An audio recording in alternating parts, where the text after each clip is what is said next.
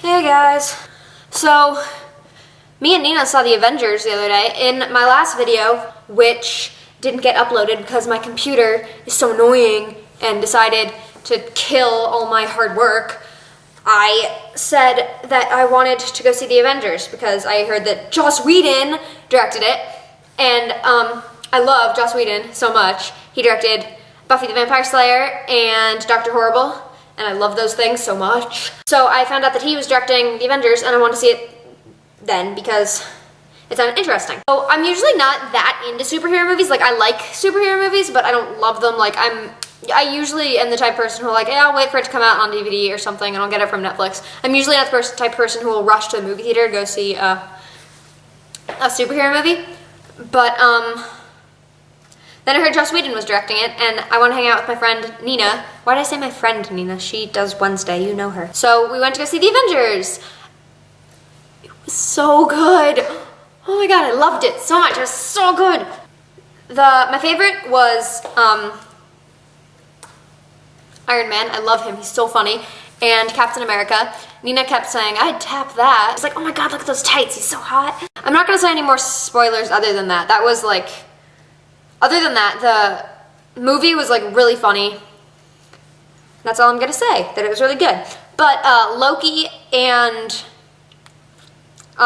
Thor, I mean, I like them, but it also kind of annoyed me how they were portrayed as superheroes the whole time, because they're not superheroes, they are Norse gods. Being the nerd that I am, I know that because for the past 4 years of my existence, I have owned this book. Norse Myths, yep.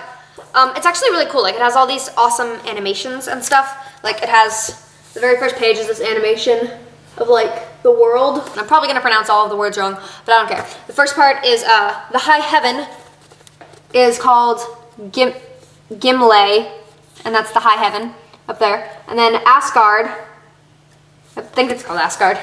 Yeah, it's called Asgard, is the world of the Aesir gods. And that's the big tree right there, if you can see it. And then there's Vanaheim, which is the world of the Vanir gods, which is in the little swirling pool of death next to the tree. And then on the other swirling pool of death is Alfheim, which is world of the elves. And behind that is Jotunheim, which is the world of the giant and the trolls. Giants and the trolls, plural giants. I wonder if Hagrid's mom lives there. The Earth, which is Midgard, and right underneath the Earth is not Hell, actually. There are two hells, kind of, but right underneath the Earth is Darkolfheim, or the world of the gnomes. To the side is Hell and Niflheim, which is the underworld. And to the other side of us is Muspelheim, which is the world of fire. I'm not sure what the difference between the world of fire and the underworld is, but there is a distinction there on either sides of the tree of Asgard.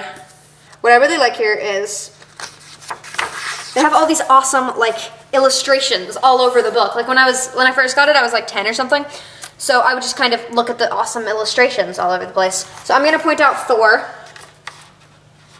which, by the way, is not nearly as hot as the Thor in the movie. And he's not actually the head guy of Norse either. That's Odin. But here is Thor. Right there. No, that's who you'd suspect. That's Odin, actually. That guy, the ginger with the hammer. That's Thor right there. Those are the little children. I think their names are like Maggie and... Oh, Modi and Magni. And he has little Sif with the golden locks clinging to his arm. So Thor is an angry ginger man. Not the blonde hotness guy that we were expecting, but when you get to the good part, this is about how the troll, like how it all began, kind of. And then these three brothers were born, Odin, Honir, and Luder, and they were the first of the Aesir gods, and they destroyed the giant, and then they lived in a world of awesome.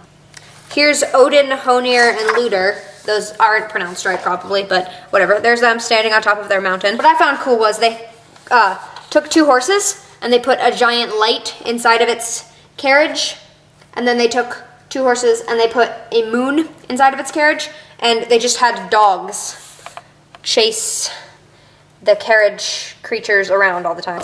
And that's how day changed to night and all that stuff. For the Norns spun a thread of life for every human being. Mostly it was gray, coarse thread.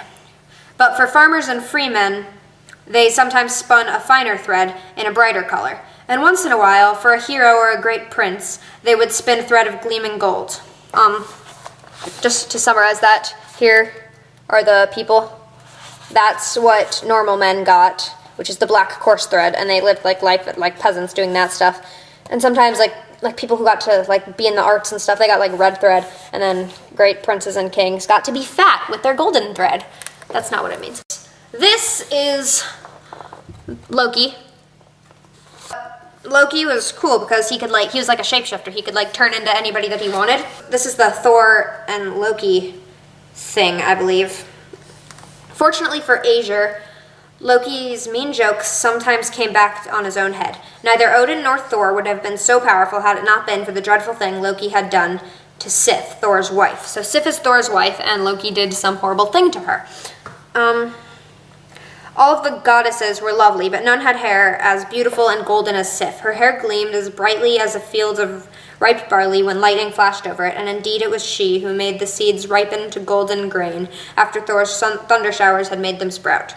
Great was Thor's horror when he woke up one morning and saw a cropped head next to his. During the night, someone had sneaked in and cut off all of Sif's beautiful hair. There was nothing for a woman worse than the shame of a bald head, and only Loki could have done such an awful deed. In a fury so wild that sparks flew from his beard, Thor stormed at Loki, threatening to break every bone in his body. Thor with his scary eyebrows, and there's Loki running away on beautiful Sif's hair. So to answer Jelly's question, what's my favorite horror movie? I have no idea. Can I say Scream, just like Nina? Because technically that was my question, not yours, Nina. You're the one who had to give yourself your own punishment, make videos every day this week. But, I'm